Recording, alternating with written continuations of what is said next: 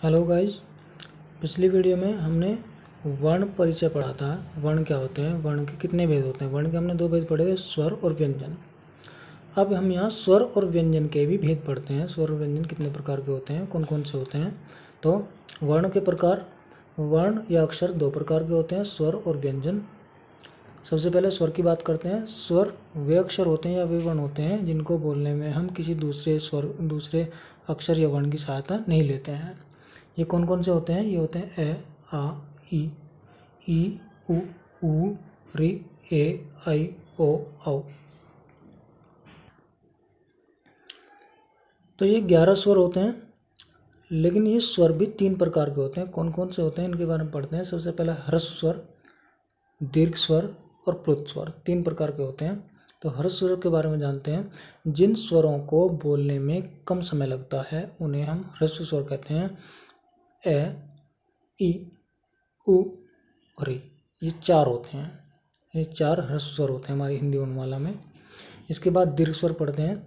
जिन स्वरों को बोलने में ह्रस्व स्वर से लगभग 2 गुना समय लगता है, यानी ह्रस्व स्वर से बोलने में इनको ज़्यादा समय लगता है और लगभग 2 गुना टाइम लगता है। जितना ह्रस्व स्वर को बोलने में लगता है उसका 2 गुना टाइम इनको बोलने में लगता है।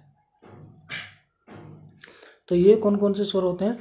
ये होते हैं आ, ई, उ, ए, आई, ओ, औ।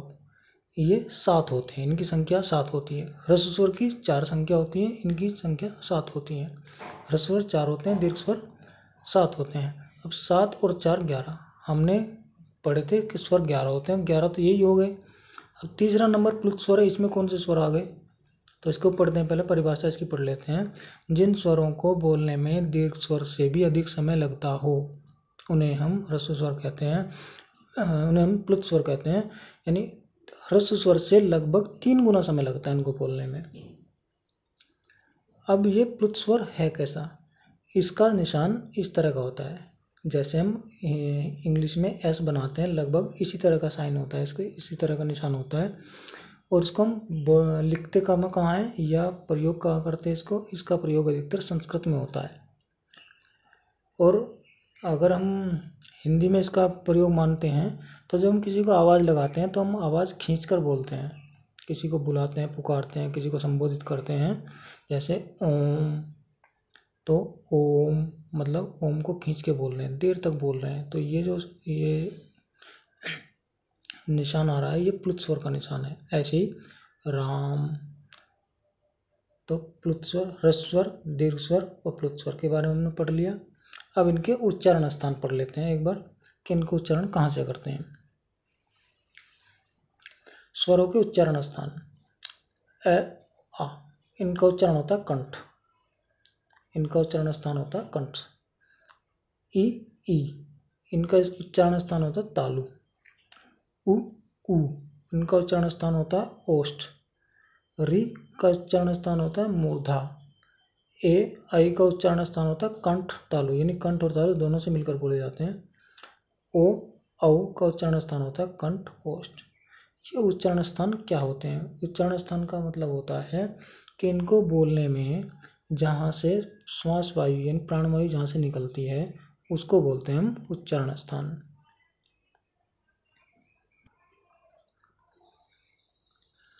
अब इसके बाद हम पढ़ते हैं व्यंजन। व्यंजन और उसके प्रकार। व्यंजन जैसे हमने पढ़ा था हिंदी वर्णमाला में क, ख, ग, ग, इस तरह से क से लेकर है तक जो अक्षर होते हैं वे व्यंजन बोले जाते हैं।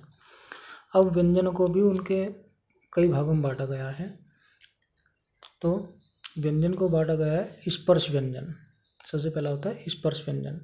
स्पर्श व्यंजन में होता है क, ख, ग, घ, ण, च, छ, ज, झ, ञ, ट, ठ, ड, ढ, ण, त, थ, द, ध, न, प, फ, ब, भ, म। तो ये होते हैं स्पर्श व्यंजन।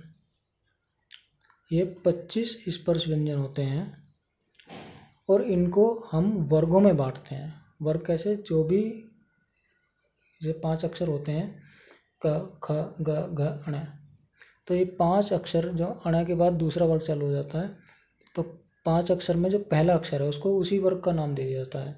तो इसका कैसे शुरू हो रहा है वर्ग, तो इसको बोलते हैं क वर्ग। ये च से शुरू हो रहा है वर्ग, इसको च वर्ग बोलते हैं। ये ट से शुरू हो रहा है, इसको ट वर्ग बोलते हैं।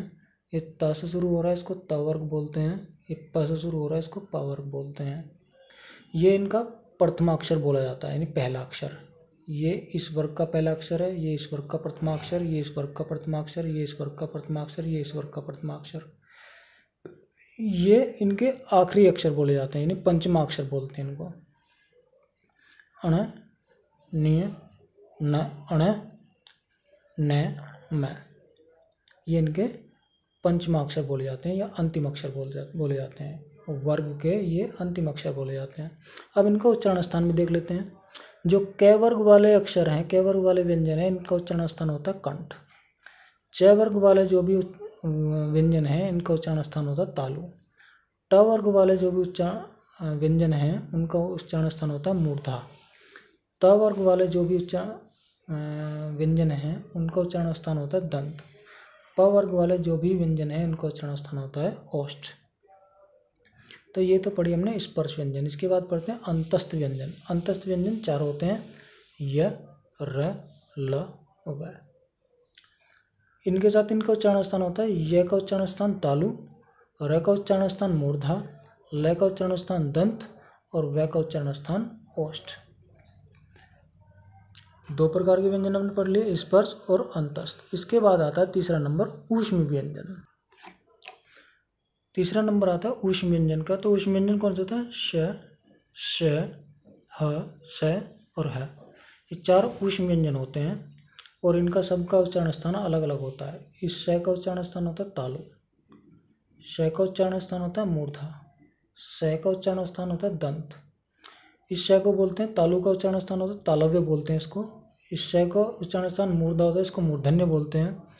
इस स का उच्चारण स्थान दंत होता है, तो इसको दंतस्थ बोलते हैं। और ह का उच्चारण स्थान जो होता है वो होता है कंठ। ह का उच्चारण स्थान होता है कंठ। तो ये व्यंजन और उसके प्रकार हमने पढ़े हैं। 3 प्रकार पढ़े हैं व्यंजन के, स्पर्श, अंतस्थ और ऊष्म व्यंजन।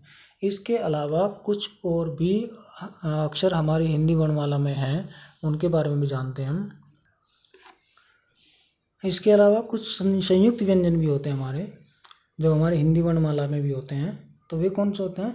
2 व्यंजनों से मिलकर बनने वाले व्यंजन संयुक्त व्यंजन कहलाते हैं और इनकी संख्या 4 होती है। ये 4 होते हैं। इन 2 व्यंजन से मिलकर जो अक्षर बनते हैं उनको हम संयुक्त व्यंजन बोलते हैं। कौन कौन से होते हैं? ये अक्ष, त्र, ज्ञ और श्र। किस किस से मिलकर बने होते हैं? अक्षर जो मिलकर बना क, श और अ।